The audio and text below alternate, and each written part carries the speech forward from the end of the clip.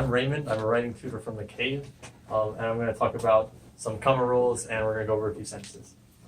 So our first sentence, while I was sleeping, I dreamed about donuts. So the easiest way to figure out where you need commas in a sentence is to break the sentence up into different parts. So the first part is while I was sleeping, and then the second part is I dreamed about donuts. So this first part, while I was sleeping, it's not a complete thought or it's not a full sentence. So we'd say it's dependent. And then the second part, I dreamed about donuts, it could stand on its own as a sentence. So we'd say it's independent. So if we want to put a comma after the dependent part of the sentence, before the independent part of the sentence. All right, so then our second sentence. I dreamed about a glazed, sprinkle-covered donut, and it was beautiful. So the first comma we're missing might seem kind of obvious. We have two adjectives here describing this subject. So glazed, sprinkle-covered donut, we want to have a comma in between those two adjectives.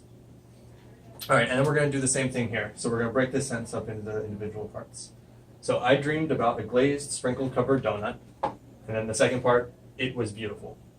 So this first part, I dreamed about a glazed, sprinkle-covered donut, could stand on its own, so it's independent, just like this one up here. And then this part here, it was beautiful, is also another independent part of the sentence, so it could stand on its own as a full sentence. So in this case, we have two of those independent parts of the sentence. And then right here, we have a conjunction. So we want to have, when we have two independent parts of a sentence, or two full sentences, we combine those by a comma and then the conjunction. All right, so our third sentence is a little more complicated. Unfortunately, my license was suspended, so I asked my brother, who was sleeping, to drive me to the bakery. So this first part right here, unfortunately, this is just like an introductory word to the whole sentence. So anytime you have a word like that, a lot of times they're ly words. You want to put a comma before the start of the full sentence. Okay, and now breaking this sentence down further. My license was suspended is the first part of the sentence. And then I asked my brother, who was sleeping, to drive me to the bakery is the second part. So this part, my license was suspended. Again, like a lot of the others, it could stand on its own as a full sentence. It's a full thought. And then I asked my brother, who was sleeping, to drive me to the bakery is also another independent. So just like the last sentence we looked at, we want to have the comma here before the conjunction, which is so instead of and in this case. All right, so and then we are missing a few more commas here. So in this second phrase, so I asked my brother, who was sleeping, to drive me to the bakery. We have some extra description of the brother right here, who was sleeping.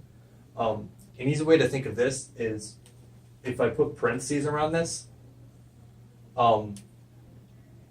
you could still read it without it. So you could say, I asked my brother to drive me to the bakery. But it's just extra description for the brother. So rather than parentheses, you just put commas around it. Right here and here. All right, so now that sentence would read, unfortunately, my license was suspended, so I asked my brother, who was sleeping, to drive me to the bakery. Okay, and then our last sentence. My brother agreed to drive because he had been dreaming of donuts too. All right, so breaking this sentence down into its parts, my brother agreed to drive. That could stand on its own as a full sentence. And then because he had been dreaming of donuts too, that could not stand on its own.